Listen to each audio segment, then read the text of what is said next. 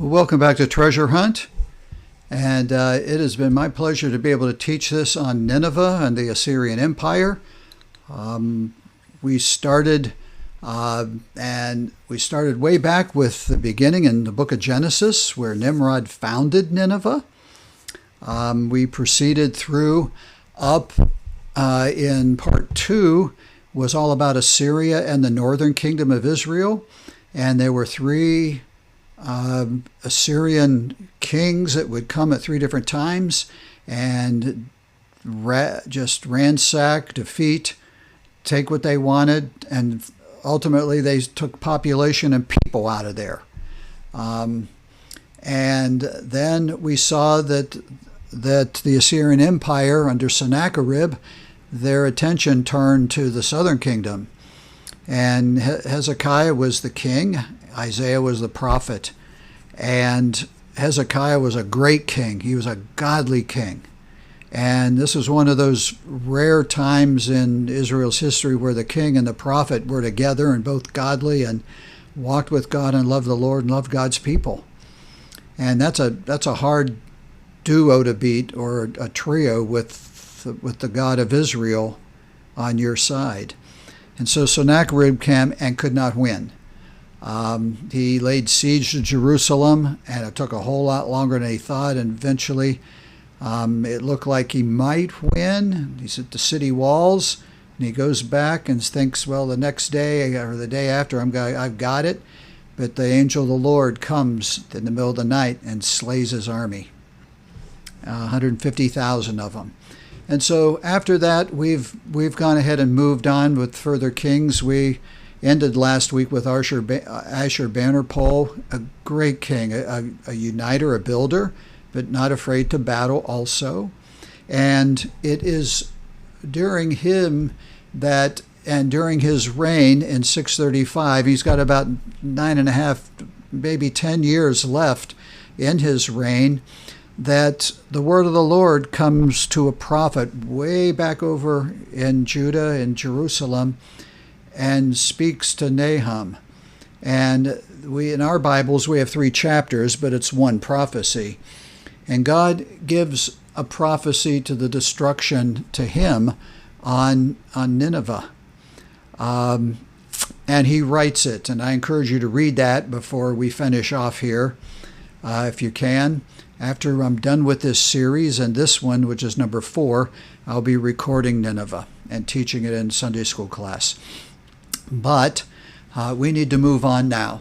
Here's one verse of the prophecy, although all of it is talking about the destruction, how it's going to come about, etc. And I'm going to mention it to you, although it is more in depth in the book that I teach when I teach Nineveh. But I'm just alluding to it here. And if you want the full force of it, get into Nahum. But here is just one passage right in the middle of the book of what happens. Though Nineveh of old was like a pool of water, okay, it's flooded. Now they flee away. Halt, halt, they cry, but no one turns back. The invaders are yelling, stop, stop, and no one turns back. Take the spoil of silver, take the spoil of gold. There is no end of treasure or wealth of every desirable prize. It says the people that run away, they just take the spoil, take the silver. We're trying to save our lives, trying to swim to safety. We're trying to get out of here and to escape death and take it all. And Nahum goes on to say, she, Nineveh, is empty, desolate, and waste. And then the heart melts and the knees shake. There's pain on every side, and all their faces are drained of color. They've drowned. There's no color left in them. And so there's a watery defeat here. And the title of this section I started off on was a countdown, 4, 3, 2, 1, 0. We looked at 4 and 3, and they were, I would say, they were dynamic kings. They were not godly, but they were dynamic kings. And then after Ashurbanipal dies, and this prophecy has been given, and I think it's been probably gotten over to Nineveh somehow, there are 2 kings left, And both of these take their turns over 20 years of basking in the wealth of Nineveh, while Babylon rises to power. In fact, when we're in the last king's reign and we're coming down to the end times of the city of Nineveh, they basically within the city have turned to gross idol worship, gross immorality, just partying. I'll just use those words. And their attention was just to, we've got it all. We can live with it all. The empire is great. The empire is safe. But then all of a sudden, in 615, the Babylonian army comes upriver, along with the Medes and some Persians, and they come to plunder and to beat Nineveh and to take Nineveh. But a big problem that they have, the walls are strong and big, they're fortified, they're thick, and they try to cross the Tigris River and assault the water walls, and they absolutely get nowhere. They don't make dents in it. They get thrown back. In fact, they have assaulted the city of Nineveh with the people inside for almost 3 years and got nothing. So the siege is ongoing. And then the prophecy of God takes place because the people inside think that they are invincible, that nothing can harm them, and we'll keep worshiping our false gods and abusing our bodies and lawless, and just doing those things. And so in 612, there is an immense rainfall and flooding up rivers, plural, of the region of the Mesopotamian Valley, the Fertile Crescent. And there it is immense, but of course it comes from the Lord. And so the great floods come, and they come in down the Tigris. It's almost like tidal waves, and they flood the land, and they flood up over the city walls, and the walls become weakened with the push of the water, and there's breaches in them. And while the people are trying to swim and get out of the way and do what they can to get out of the city, it comes quickly. The armies on the other side, on the dry ground area, the upper ground, they get in their boats and they come in for a plunder, and they defeat Nineveh. And so this falls. And you might have noticed that the last king was good until 606. He basically became a slave and a puppet and fled basically for his life. And while he lived, he wasn't really living. And so Nineveh tells us that this is an incredible storm, and the whole city gets flooded. The people try for high ground, but the armies of the enemy are in the city. And they have waited for this, some of them all their lives. Almost 300 years have now passed. Babylon in that time has risen and fallen. Persia has risen and is living her last breath as an empire and will fall very shortly. For the new kid, if I can use that word, or the new empire in the block rising is Greece, and Alexander the Great now will rule the world. 331 BC, before Christ. Alexander the Great. In 331, as Alexander the Great and his army were marching to battle the Persians, and probably for the last time, they had crossed both the Euphrates and the Tigris rivers. They had forded them and brought their armies and racing them, and they've come across the Tigris River. Upon the end of a day's march across the flat surfaces all day, they stopped to camp for the night. Alexander asked one of his generals where they had marched that day, and that one replied, across Nineveh. For you see, the book of Nahum said Nineveh would be completely destroyed and disappear, and was flat. And less than 300 years later, no one knew where it was. But Alexander had heard of it, but no one really knew who it was. But one of the generals happened to evidently have someone, or had relatives, or just was a student of history and knew where the city once sat and should be found. Between 120 and 180 AD now, and we're after Christ, by the time of Jesus Christ and the apostles, there is absolutely no physical evidence of Nineveh could be seen. A man by the name of Lucian of Samosata, he is a Greek writer. He wrote in his writings and lamented that Nineveh has perished, no trace of it remains. As we enter into our last section, I call this the digs and pieces and the proof sets of what has been found of Nineveh. We need to jump to really not far from us right now, 300 years and to 1719. And there is a drawing that materializes, that is made of ancient Nineveh. And if you look, it's at the bottom is the Tigris River, and then the city's laid out with streets, etc., with, actually, it would have been Ashurbanipal's palace in the dead center of it, and then the walls all around.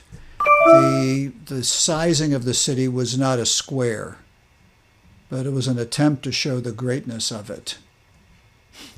Then when action really starts to take place, we need to go to 1847.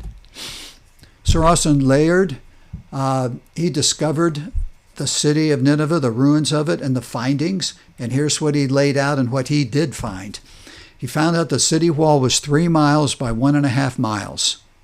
So that's 9 square miles was the city, within the city walls. Those city walls were 9 miles all the way around. Now, if you remember back in Jonah, it took Jonah 3 days to walk from one end of the city to the other, to walk the 3 miles in the city. So he uncovered 1 mile a day amongst the people, working his way through that city straight across. Cuneiform records of the rulers, such as Gudea and Hammurabi, from those years, they found the writings of those rulers were stored. Where do you think they were stored at? Of course, the library. And here is some of that recording. The royal palace of Sargon, and as he made Nineveh, made it his big capital of his empire. He found that. Here's something from Sargon II.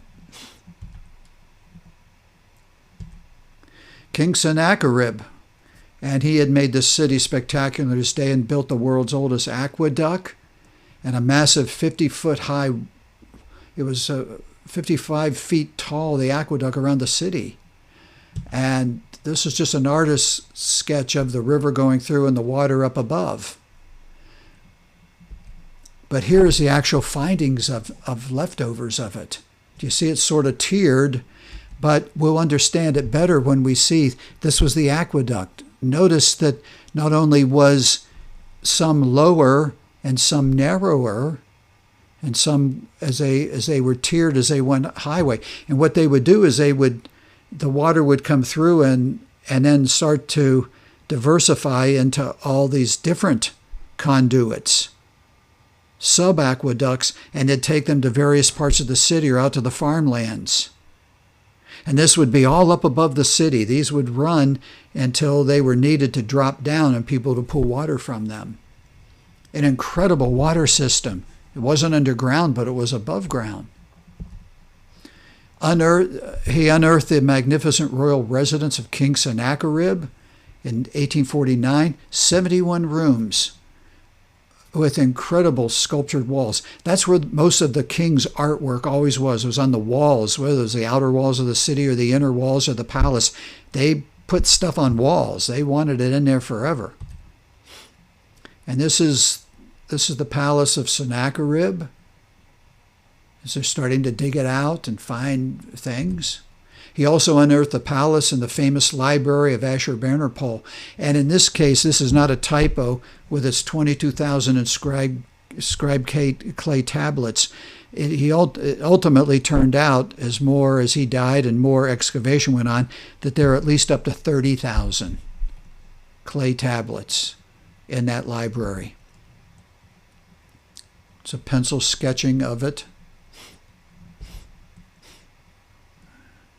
Last week I showed you some of these pictures. Here is what Ashurbanipal actually had built. They were just rooms after rooms of these little compartments, and the clay tablets of history would be written on them and slid into them. And they were categorized and organized. People knew where they were. It's one piece together. Those that you just saw up close, you can see they're the top shelf from as we moved out. This is for people to come and look, and they can actually see the writing and learn about the cuneiform and the civilization. Through 1987, and we're jumping, in 1992, several archaeologists worked this area, and most of their findings were inscriptions on the walls.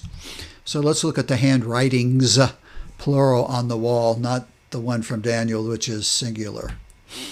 The palace of, these are things that they have found and translated on walls. The palace of Esarhaddon, great king, mighty king, king of the world, king of Assyria, governor of Babylon, king of Sumer and Akkad, son of Sennacherib, king of the world, king of Assyria, descendant of Sargon II, king of the world, king of Assyria. You think they didn't have a big head and an ego?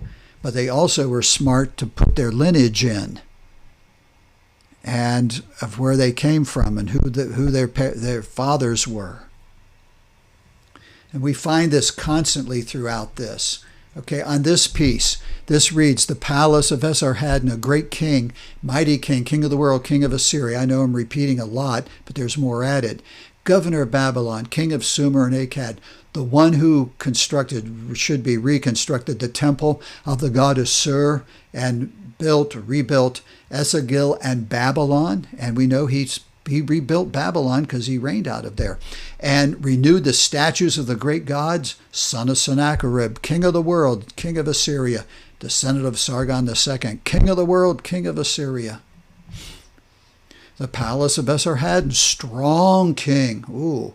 King of the world, king of Assyria, governor of Babylon, king of Sumer and Akkad, king of the kings of Lower Egypt, Upper Egypt, king of the four quarters, son of Sennacherib, king of Assyria, son of Sargon II, strong king, king of the world, king of Assyria. See, what happened was this, and I read these before I commented, they would go do a great battle, and then they'd come home and they'd transcribe it. Or they'd do a great deed or a great feat, rebuild Babylon. I did the rebuilding things, or the builder of. And they would come back and they would inscribe a panel on a wall about that. And yes, they used the same titles that they would have and describe them, but not always in the same way. In this case, as you read this, Esarhaddon started off his reign as going in and conquering and fighting against Egypt. He ended his campaign by going back and dying there. But before that he had the first victory, and he really laid into Egypt on this one. So that'll give you some insights there. The palace of Ashurbanipal, great king, mighty king, king of the world, king of Assyria, son of Esarhaddon, king of Assyria, descendant of Sennacherib, king of Assyria. Okay, when he completed the palace, this was a great feat. This is a great occasion, and so that's why he would say these things. Now here is a Google Earth picture of old Nineveh. It's still in ruins, basically. Archaeology is dig things up, but no one goes in there and builds anything really on. It's all been roped off to dig. You see the Tigris River coming. And this is no longer called Nineveh, but Mosul. It's in Iraq, of course. So let's go to 2014. Here's Esarhaddon, son of Sennacherib. There are instructions that are found at the shrine of Jonah.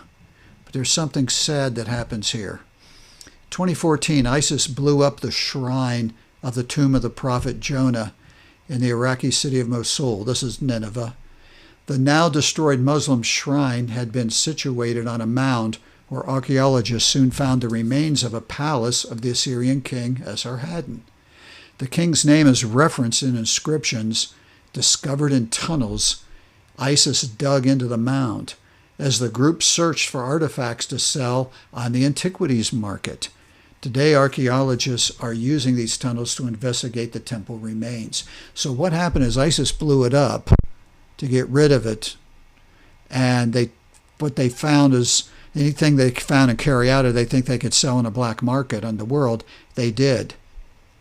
And I'll tell you right now, they put some of it on eBay, and it lasted a day. eBay found out, or somebody said, wait a minute, we know what this is.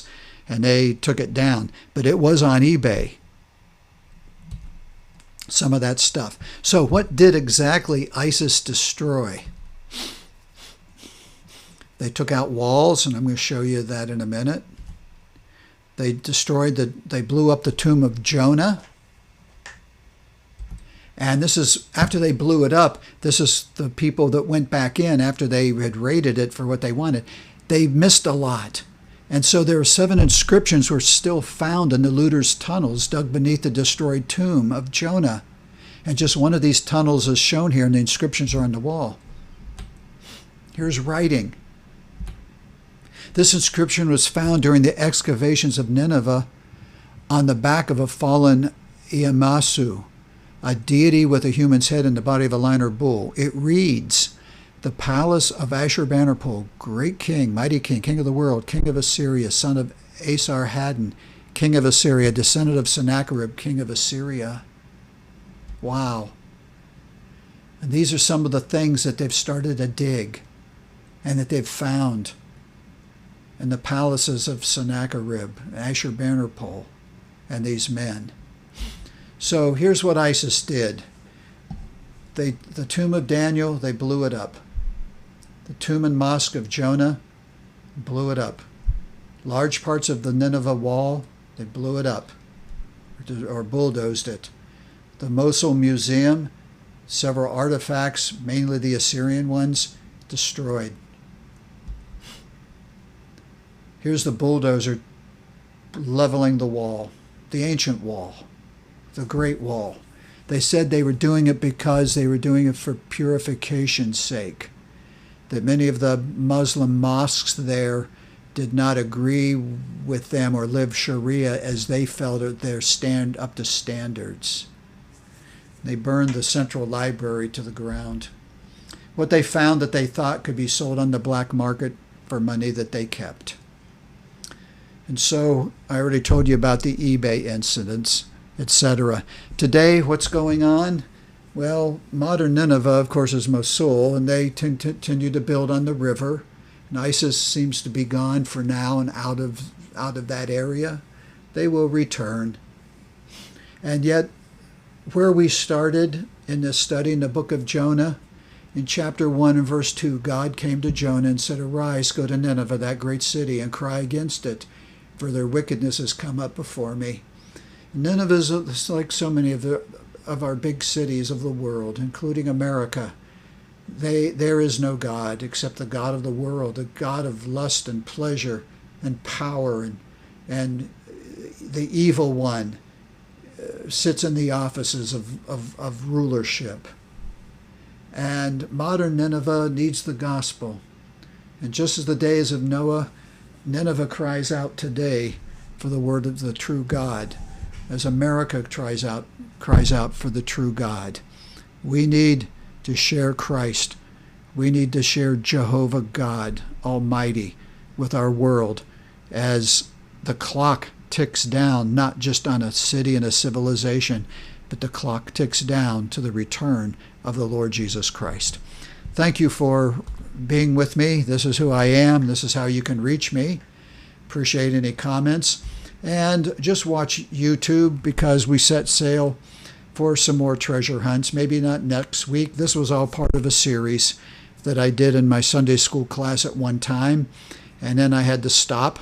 And so I'm picking it up now on YouTube, and I will be resuming it again in my class and using some of the others that were never touched. Down the road is where is the Ark of the Covenant. But I'll stop right there, and I'll thank you and wish God's blessings upon you.